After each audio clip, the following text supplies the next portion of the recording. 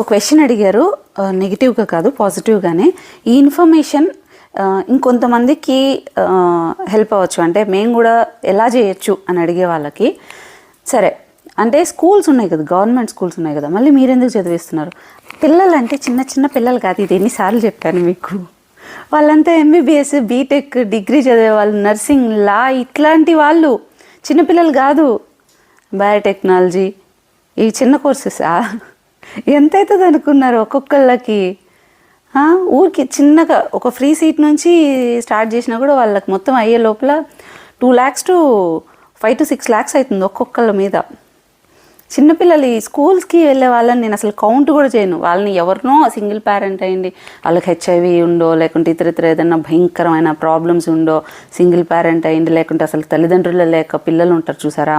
ఇప్పుడు ఆర్ఫనేజ్లో మొన్న 2 పిల్లలు ఉన్నారు, మన అమడగూరులో ఓల్డ్ ఏజ్ హోమ్లో మొన్న తీసుకొచ్చింది. వాళ్ళని కౌంట్ చేయను.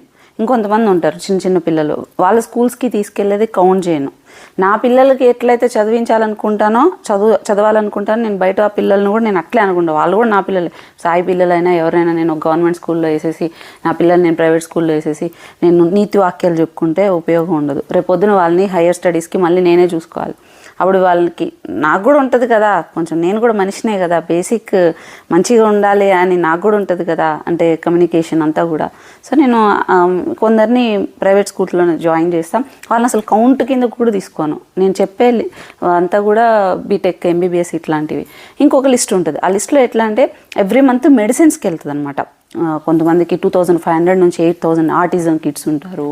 అండ్ ఇంకొంతమంది paralysis patients, regular diabetes patients ఇట్లాంటివి ఉంటారు. 2500 to 8000 per month అవుతుంది వాళ్ళకి. మనం ఎవ్రీ మంత్ మెడిసిన్ వెళ్ళిపోతాయి. ఇంకొంతమంది ఉంటారు, వాళ్ళని హాస్టల్స్లో పెట్టో లేకుంటే రెంట్ హౌస్లో పెట్టో చదివించడమో ఏదో చేస్తుంటాం. వీళ్ళు ఇంకొక వర్గం. ఇంకొక రకం వచ్చేసి గ్రాసరీస్కి, ఎవ్రీ మంత్ గ్రాసరీస్కి వెళ్ళిపోతుంది. వీళ్ళు ఒకటి. సో ఇది డిఫరెంట్ అనమాట. కాలేజెస్ ఒకటి వస్తుంది, అది కౌంట్ కిందకు వస్తుంది, కాలేజ్ ఫీ అదంతా. స్కూల్స్ ఫీ అసలు కౌంట్ కిందకి రాదు. ఎంత ఉంటుంది మహా అంటే 25,000 నుంచి 35,000 ఉంటుంది. అది నేను స్టార్టింగ్లోనే కట్టేసుకుంటాను, నాకు అది కౌంట్ కింద తీసుకోను పిల్లల్ని. ఇది మెడిసిన్ ఒకటి ఎవ్రీ మంత్ పడుతుంది. రెంట్ కానీ హాస్టల్ ఫీజు కానీ అది ఎవ్రీ మంత్ పడుతుంది. కొంతమందికి ఉమెన్ ఎంపవర్మెంట్ కింద వాళ్ళకి ముందే మాట ఇచ్చుంటాం, వాళ్ళని ఏదో ఒక దాంట్లో జాయిన్ చేసి ఉంటాం. ఆ తర్వాత మేమే ఇన్వెస్ట్ చేస్తాము మీరు పెట్టుకునేటట్లు అని చెప్పుంటాం. సో వాళ్ళకి పే చేయాల్సి ఉంటుంది. అలా ఉంటుంది అనమాట. ఎవరైనా మేము సపోర్ట్ చేస్తామనే వాళ్ళకి కూడా మేము ఏం చేస్తామంటే డైరెక్ట్ ఇదిగో ఎవ్రీ మంత్ వీళ్ళకి మెడిసిన్ ఉంది, మీరు డైరెక్ట్ వాళ్ళకి పే చేయండి. ఇదిగో వీళ్ళకి కాలేజ్ ఉంది, మీరు 50%, నేను 50% చూసుకున్నాం. అట్లా ఇప్పుడు కొత్త ఎవరైనా వస్తామనే వాళ్ళకి వీళ్ళకి ఇలా లిస్ట్ ఇస్తున్నాం అనమాట. వాళ్ళు స్కూల్ పిల్లలు.